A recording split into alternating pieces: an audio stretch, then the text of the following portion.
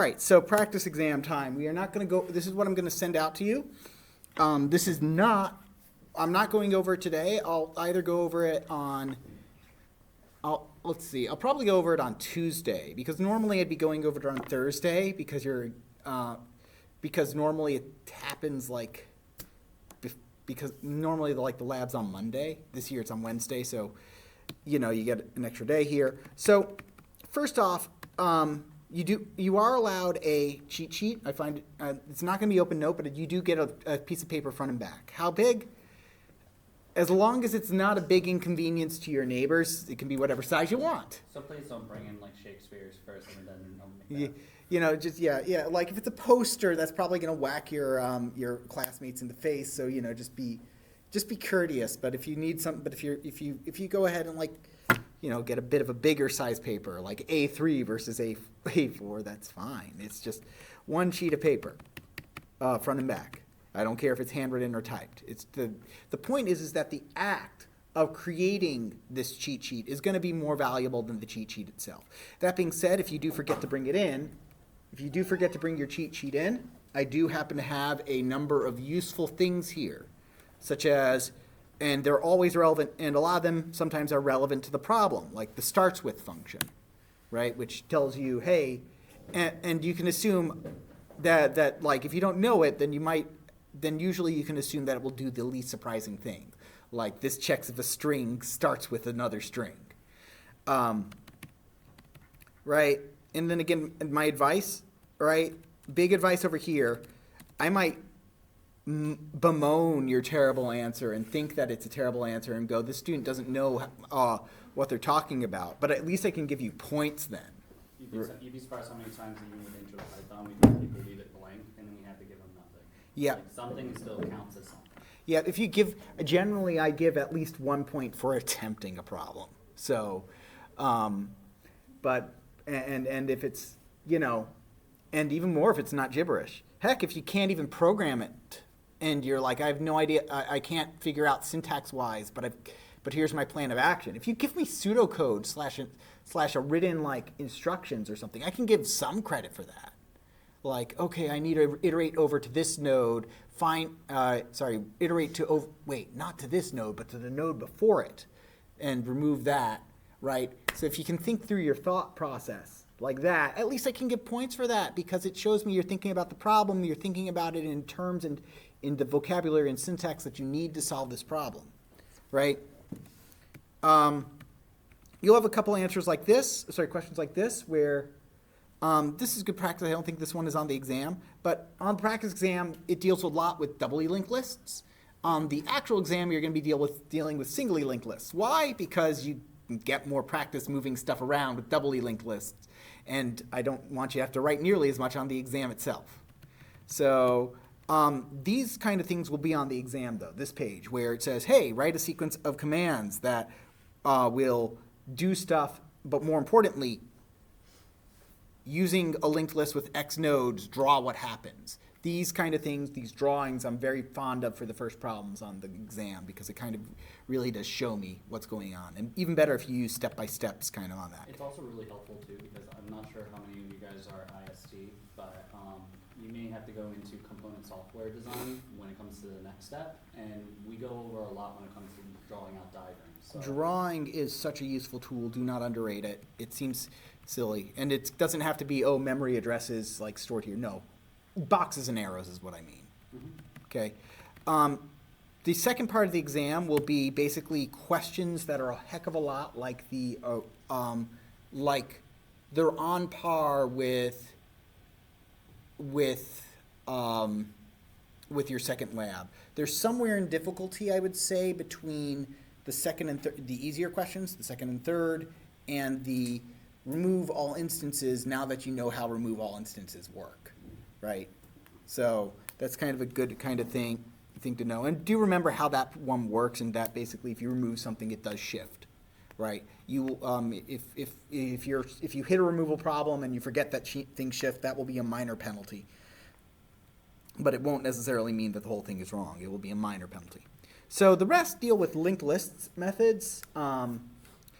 And so there's a number of methods where basically there will be internal versus external. I'll do my best to indicate whether it's internal versus external. Meaning, are you working inside the linked list class or are you working outside of it? Like for instance, here, these are inside, so you have access to the head, the tail, and the node class. Whereas if you're outside the linked list class, you do not have access to heads or tails, and you don't manipulate the nodes. Instead, you're using, actually you do have access to the head, but you don't like get to manipulate it. You have access to index 0, I should say. But instead, you're working with add, remove, get, set if you're working on the outside. So here, this is inside, where basically you go through and count how many times a node would occur. By the way, a lot of these times, like with this kind of method, it doesn't matter if it's a singly linked list versus a doubly linked list, the code will be the same. Here, same with this one, write a static method that takes in 2 sorted linked lists of integers and merge them into 1 sorted linked list and returns it. So this is very much outside because you would not have the access to the internal nodes. What we're asking to do here actually, and by the way, these should be linked lists, but in order to fit it into one line, I just simply called these lists. So do think of it as a linked list. This is the merge step in merge sort, believe it or not. So while you don't know merge sort yet, this will be used later on. So this is fairly knowledgeable. So probably something to drop down for yourself so that way you can use it for later. This one, write a method that reverses the doubly linked list. This is the beginning step of a common interview problem where you are given a linked list and then you're asked to reverse it. Then you start with a doubly linked list, and you're given the restriction of what if you can't. What if it's a singly linked list? And then finally, let's reverse a singly linked list, but not use any auxiliary data structures. Meaning, all you get is like, you can make as many you can make some spare nodes, but you can't make an extra list to store things in. And so, how do you do that? And it's a very fun kind of interview question. It's very famous, so it's not really used anymore as one. All right. So, in order to deal with actual programming a linked list, rather than making you write a linked list method, they add and remove from memory. I used to do that, but that really only tested whether you could memorize something in a non-cheat sheet environment. So this one, for the practice exam, I've got an add method for a new type of linked list called a sorted linked list. And the sorted linked list basically just simply inserts things into the appropriate place. So when you add, you don't add at a location. And when you add, it doesn't necessarily go to the end. It just goes to the right location. So if I add 4 to this list, 1, 2, 5, it's going to become 1, 2, 4, 5, right? Makes sense. It's going to keep it sorted. It's automatic. A big assumption you should be able to make here, of course, is that a sorted linked list is going to be sorted when you start with it, and it's going to be sorted when you end with it. So you don't have to. So you always can take advantage of the fact that you know that you're dealing with a sorted list. So you can add singly linked list. For brevity, you can use less than, greater than, or double equals to compare items, even though the technically correct method is to use compare to, right? For when we're sorting things, we're supposed to use compare to. But for brevity's sake, you can use less than or greater than. If you do use compare to, I will give you extra credit, like a point or so, which is nice on an exam. But, again, if you don't want to risk that and want to keep it simple, less than, greater than. Another one is though, you cannot use add at index because I'm testing you on manipulating pointers and stuff like that. You cannot call the get node method, although you can rewrite it if you need it. And then your solution must run in O of n time. On the actual exam, what I'll do is I'll say, hey, your solution must run in O of n time. You can break this rule for 5 points, right? But this isn't. But this is a very evocative of what a big point question would be on the exam. Yes.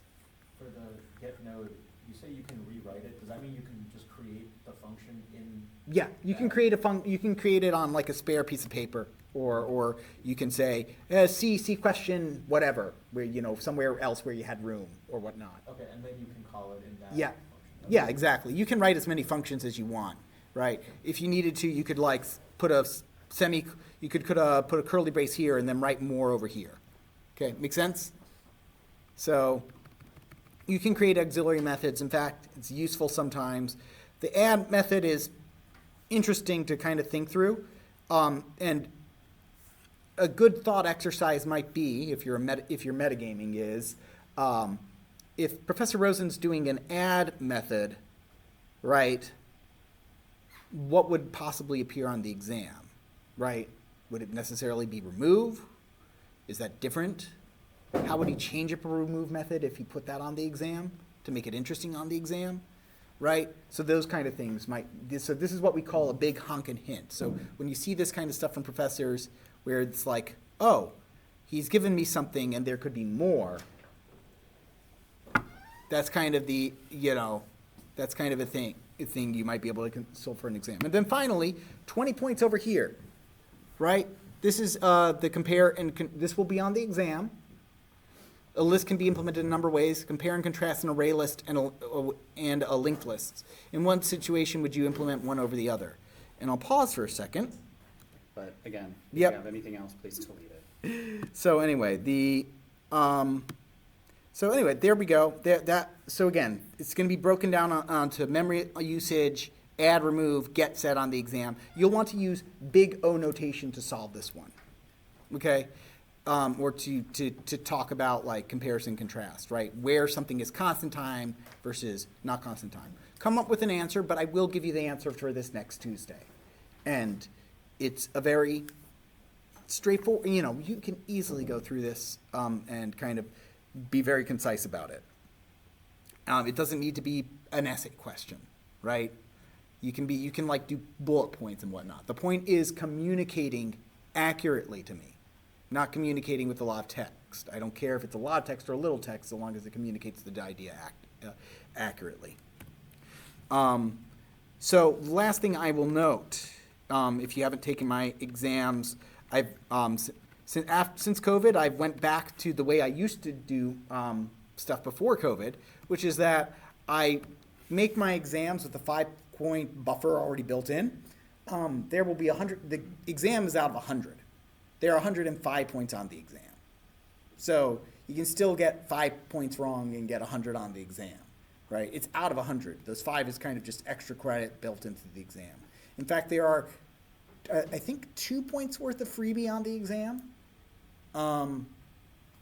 There's a survey question and on the exam that I use as a kind of check-in. But the point being is that there's just kind of a little bit of a buffer, which I feel reduces a bit of the anxiety. And again, that's also I guess I can take that 5-point hit on one of the questions if I need to, right? So it's built in to there, and really, anxiety is a big killer on this exam. It can be very hard. So, making up this exam, if you wake up sick in the exam, you should send me and David an email saying you are sick and need to make it up. If, and this has happened before, you get a call at 4 a.m. in the morning that your father has died, do not come to the exam that day. Yeah, no. Take care of business first. Yep. Let us know. Yep, you should not come in, not come in. If you get into a car crash, or tires, pop, pictures please, but take care of yourself first, Illnesses, I'll generally take your word on it. With regards to, that being said, if you do miss it, you got to make it up within a week. So let's just look at the calendar for a second. If you miss it for some reason, it's on the 19th, you got to make it up by the 26th. Make sense? Because spring break is the next week. We don't have time for, Yeah. And also, too, I do have my office hours on Fridays from 3 to 5. I can give a test on Fridays as well if you can take it earlier than that Wednesday. So that way that helps you guys get it out of the way sooner. I do make time for that. You just make sure you're there between 3 and 5 and I can get it done. I should clarify, that is for like something that does not have documentation, like a cold or some other, or a illness where you don't want to spread it and don't feel 100%, but it's not got you out of commission for like a week. If it's something where you've had to go to the that's keeping you out for more than a week and you cannot make it up within a week, we're going to need to see a doctor's note at that point. or, or documentation that basically, again, with the aforementioned funeral. This is just simply for fairness' sake. It's not meant to be me being a jerk. I gotta cover my own butt here, And it's not like we're like telling you straight off, like, oh, like, we're not, it's just so that way we know, so that we can document it to you, so that way in the event, because, we have higher ups that we answer to, so it's just to say like, oh, hey, why was he out? Oh, well, this was the reason why, and we can explain. Or why did this student or why did this student allegedly get preferential treatment versus another student? And it's to make sure they understand that this is not a matter of preferential treatment. This is a matter of this student physically could not come in because they were dealing with more important things or they were recovering. Okay. Sound pretty fair? Cool. It's, No, yeah, it's very, basically we're reasonable about this if as long as you're honest with us and stuff like this.